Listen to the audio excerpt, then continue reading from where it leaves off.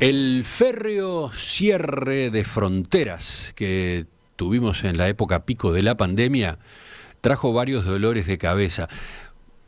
¿Cuánto hemos hablado de eso?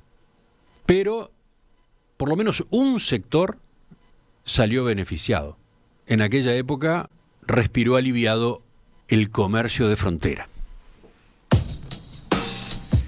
En el litoral, donde la diferencia de precios con Argentina era ya importante antes de COVID-19, se vivió una especie de boom, principalmente por la reducción forzosa del contrabando. A medida que la reapertura se acercaba, crecía la preocupación por ese desnivel cambiario con el país vecino, el más amplio en décadas.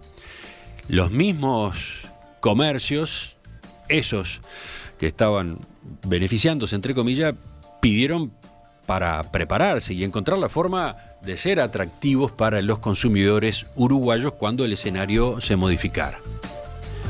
Sin embargo, ahora, con el fin definitivo de las restricciones, lo que está pasando en Semana de Turismo encendió todas las alarmas. Las largas filas de autos de personas que buscaban cruzar hacia Argentina y las cifras, la cantidad de uruguayos que salieron del país, que superan a las que ingresaron a nuestro territorio en el inicio de esta semana, son síntomas, son señales claras en esa dirección. ¿Se está sintiendo el golpe? ¿Qué plantean para recuperar terreno los comercios de frontera? Vamos a ocuparnos de este tema. Estamos para eso en línea con Juan Martín de la Corte, directivo del Centro Comercial e Industrial de Paysandú y responsable de política de fronteras en esa organización. De la Corte, ¿qué tal? Buen día, un gusto saludarlo. ¿Cómo le va? Buenos días, muchas gracias por la invitación. Recién Emiliano lo recordaba en la introducción, ¿no? Pero quizás valga la pena comentar lo que fue, porque en alguna instancia lo hablamos incluso con usted, lo que fue para el comercio, en particular el comercio de Paysandú, en los meses en que las fronteras estuvieron cerradas. Fueron de los pocos sectores que, al revés de sufrir un impacto fuerte por la pandemia, se vieron beneficiados, ¿verdad? Sí, tal cual, es así. Fue desayunarnos del potencial que tenía nuestro departamento a nivel de consumo y de desarrollo. Fue algo totalmente un contrasentido con lo que estaba viviendo el mundo, la verdad. Para tener una idea de qué magnitud estamos hablando, ¿qué cifras puede manejar al respecto? Y bueno, hace 2 años, cuando empezamos a medir, hubieron reportes en los que las ventas aumentaban un 30%,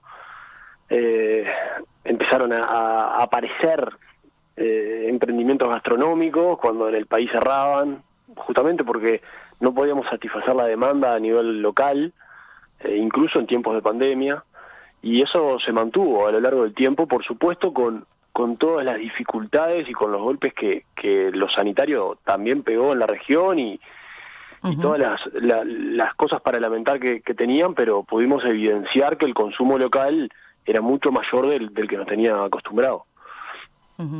De todas formas, a ver, ustedes sabían también que esta situación no iba a ser permanente, ¿no? Y ya veníamos con problemas cambiarios con la República Argentina, que bueno, hoy en día se ven agudizados, ¿verdad? Hoy en día estamos menos competitivos incluso que previo al COVID. Entonces, la pregunta es, a ver, ¿hubo tiempo para prepararse? ¿Qué pudieron hacer los comercios como tal, ¿no? Para enfrentarse a lo que iba a ser de vuelta una situación que nada tenía que ver con eso que estamos señalando, ¿no? Con ese momento que vivieron con el cierre de las fronteras. Sí, bueno, mirá, tiempo sí hubo, sin duda 2 años es tiempo más que suficiente. Y digo 2 años porque la verdad es que nos pusimos a trabajar en el tema al otro día. En abril estábamos teniendo reuniones con el secretario de Presidencia, líderes políticos de la región, diputados. ¿En abril de 2000? Del 2020. 20 ya. Sí, Claro. O sea, ni bien se había... Años. Sí. Hace 2 años presentamos los primeros números de lo que había sido esa quincena de marzo y lo que estaba haciendo abril. Tuvimos, por suerte, siempre las puertas abiertas para hablar con todos los referentes del gobierno, también con referentes de los partidos políticos de la oposición y de la coalición, y hemos tenido charlas de verdad nutritivas y con buenos aportes en ese sentido. Lo cierto es que han transcurrido estos 24 meses exactos sin resultados. Han sido muchas charlas, borradores, idas y venidas, pero nos encuentra hoy en una situación en la que, como tú decías, es una simetría realmente difícil de entender, porque desde el año 82 que no hay una diferencia de precios así. Entonces es difícil para el ciudadano, para el comerciante local, pero también para la población en general, entender que esa simetría es algo que se está dando y que no es responsabilidad de repente del comercio o del Uruguay. ¿Me explico? Sí. Lo cierto es que... Hay quien puede tener duda, a ver, pero ustedes... ¿Cuál entienden que debería ser una medida de fondo, digamos, ¿no? Porque está claro que el cierre de fronteras no puede ser la solución, digamos, ¿verdad? Y ustedes supongo que no estaban en contra de que se abrieran los puentes y que empezara a circular de la forma más normal posible la población. No solo no es la solución, sino que nosotros también tenemos beneficios de ese vínculo que tenemos culturalmente, y en ese tránsito hay muchas cosas buenas con los países vecinos. En lo comercial, no. En lo comercial siempre estamos en desventaja.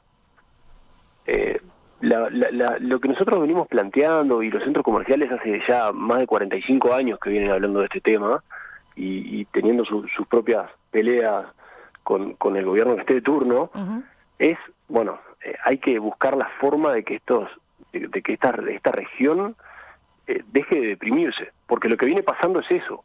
Cada vez más quedan postergadas en el desarrollo las ciudades que están frente a Brasil o frente a Argentina. En este caso, con Argentina tenemos una simetría brutal y con Brasil un tanto menos, pero es a veces uno, a veces el otro y muchas veces los dos. Y ustedes lo trabajan de manera conjunta, ¿no? Por supuesto, el trabajo es regional porque la problemática es una sola. En cuanto a las medidas, depende un poco si estás en frontera argentina y tenés puentes de por medio o un río, o si estás en Brasilera y ya tenés una ciudad binacional, por lo cual ahí hay que hilar un poco más fino en la conversación. Pero las medidas que los centros comerciales siempre han propuesto van con la línea de lo que se consiguió desde los centros comerciales en el tema del combustible, por ejemplo, que es un incentivo por parte del Estado en una reducción impositiva que redunda en beneficio para todos, en el sentido de que recupera un rubro nacional que estaba totalmente perdido. Pasaba con los combustibles que las estaciones locales no expendían combustible.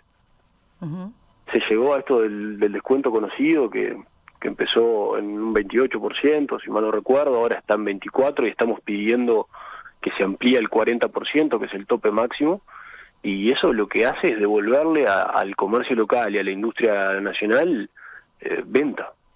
O sea, esa fue una medida efectiva. Sin lugar a dudas. Prácticamente las estaciones de servicio no tenían razón de ser en la región, salvo para el consumo doméstico, no.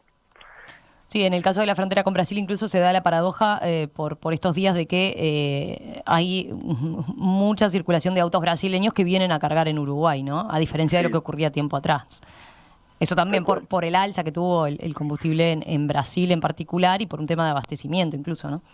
Sí, a nivel mundial el combustible está presentando dificultades grandes y bueno, a nosotros con Argentina nos pasa distinto, pero todo tiende a que el combustible aumenta. Uruguay lo controla un poco mejor, al parecer. Pero así que dice, bueno, esa fue una medida efectiva. Estaba repasando lo que fueron los anuncios del gobierno, ¿no? De medidas, porque digamos que en este periodo de tiempo, cuando se empezó a hablar de que, y cuando se empezó a dar ese proceso de paulatina circulación, primero lo que fue la apertura de fronteras, ¿no? Aunque teníamos controles bastante estrictos que desincentivaban lo que era el comercio de frontera. Bueno, igual en aquel momento, recordemos, en septiembre el gobierno anunció un paquete de medidas, ¿no? Entre otras cosas, bonificaciones en los cargos fijos de telefonía, en relación a UTE también se bonificaba el 100% de los cargos fijos, después algunos aspectos, ¿no? Como las empresas más afectadas se les exoneraba el 100% de los aportes patronales por un año, los monotributistas se les exoneraba la prestación tributaria y a las empresas del Litoral E, las facturas, esas que facturan a mano, se les exoneraba el pago de IVA mínimo. En fin, ¿qué resultado dieron esas medidas? ¿No permiten generar competitividad, hacer que de este lado de los puentes seamos competitivos? No.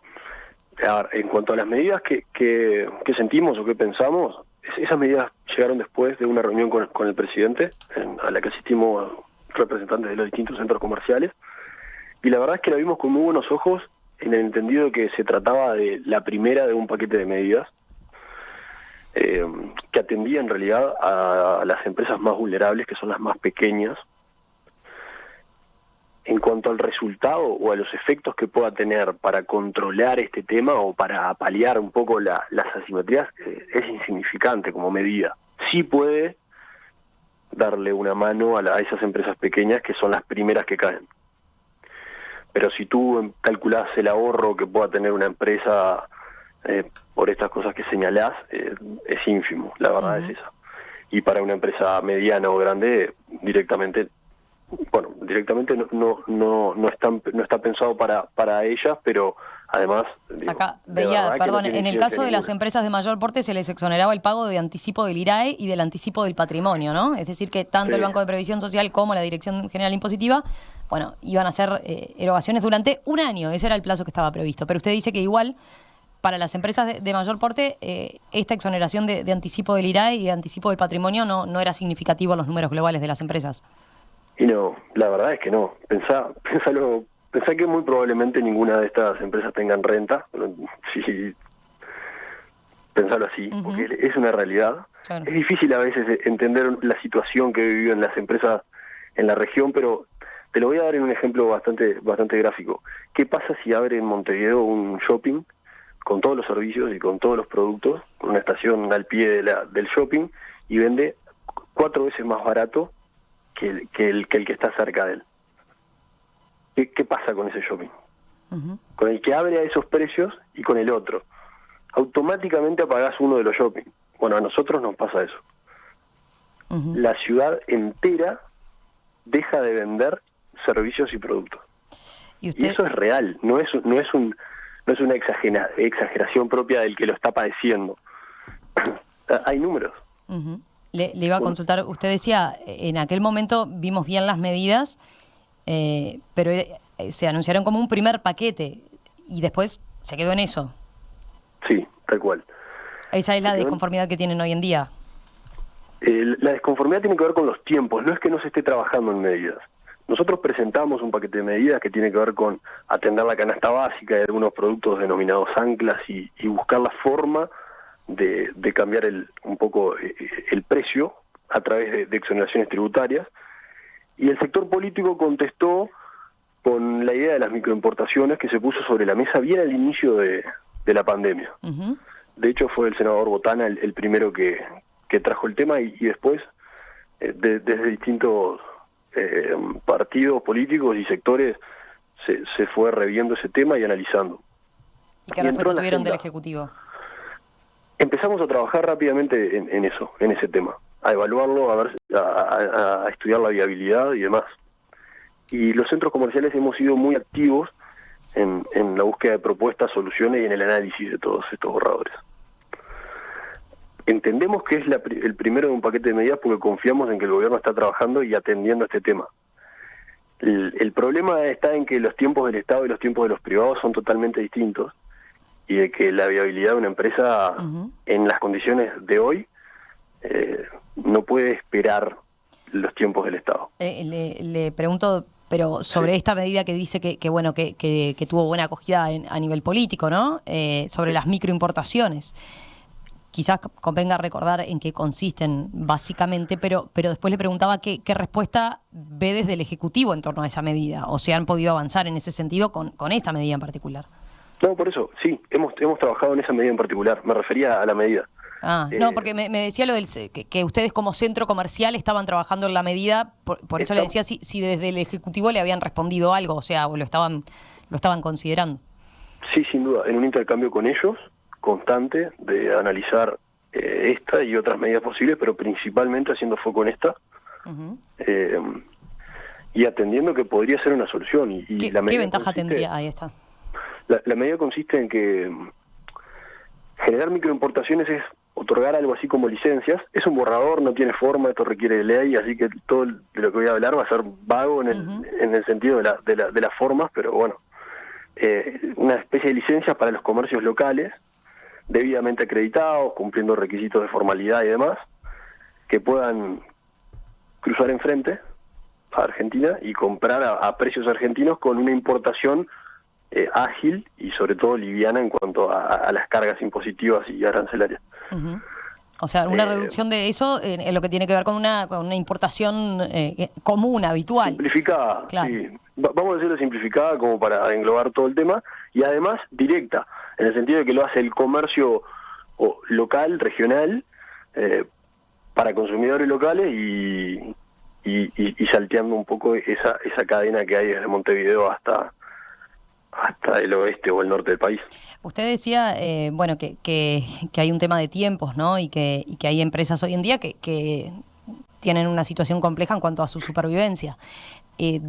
Hablamos del primer momento de la pandemia, ¿no? Pero hoy en día ya llevamos unos cuantos días desde que se flexibilizó por completo, ¿no? Desde que volvimos a la normalidad en cuanto a el ingreso y el egreso del país y en cuanto sobre todo a las medidas que flexibilizó Argentina también.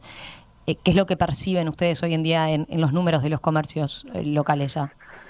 Y bueno, esta en particular es una semana difícil de medir, lo estamos haciendo. La semana que nos preocupó es la anterior, es la pasada, es la primera, porque esa no era semana de turismo.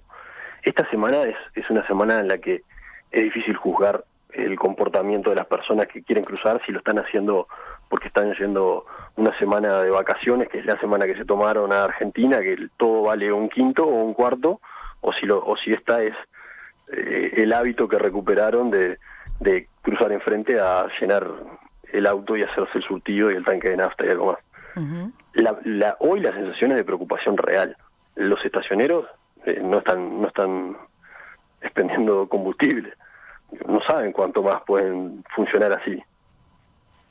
Vienen de una situación que es normal y se enfrentan a venta cero en esta nueva realidad, porque te digo nueva realidad no por la apertura del puente, porque es una realidad conocida por todos, sino que a 22 pesos el combustible enfrente y al precio uruguayo, imagínate lo que está pasando. Y después en el resto de los comercios, ¿tienen panorama? ¿Se percibe ya envío a seguros de paro, por ejemplo? Son 10 días. Nosotros, la verdad es que lo que sabemos es que eso es inevitable si esto continúa. Lo que más preocupa a los centros comerciales es el desempleo, porque sabemos que el desempleo es el detonante de todos los problemas. Y es un resultado inevitable en estas condiciones. Entonces, en lo que estamos trabajando primero y con urgencia es en eso, en tratar de poder mantener los equipos trabajando. Pero bueno, sí, claramente que si no hay medidas y si el consumo migra todo para enfrente, las empresas no pueden funcionar. Pasa mucho con el consumidor, que siente un beneficio grande en el ahorro y cae en esa tentación, y el consumidor es a la vez trabajador o emprendedor o lo que sea, y muchas veces eso va en detrimento de su propio fuente de ingreso.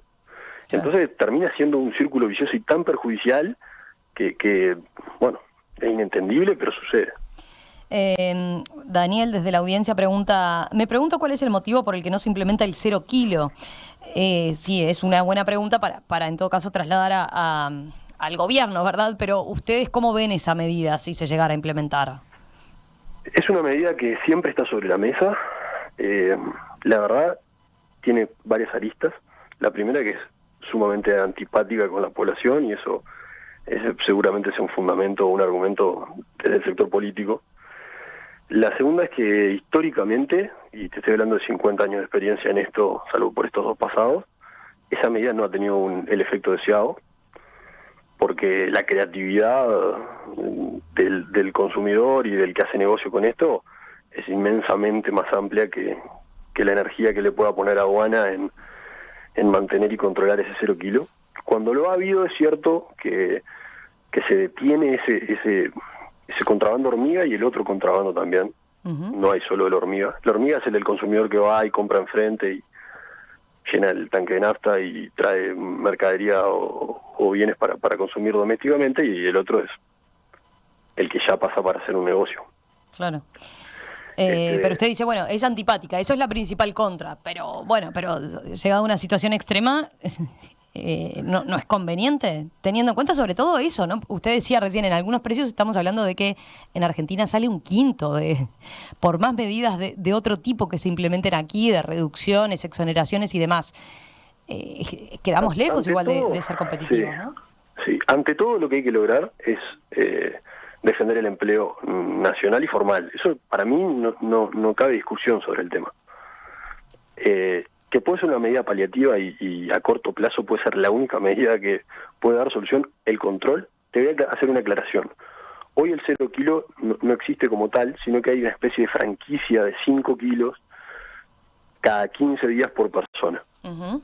De hecho, hay una experiencia que se está desarrollando ahora y que ya lleva más de un mes de prueba en la frontera de Salto Concordia, Uh-huh. que por intermedio de una aplicación que la misma aduana ha estado desarrollando en estos 2 años y previendo esta situación, las personas en tránsito vecinal tienen que registrarse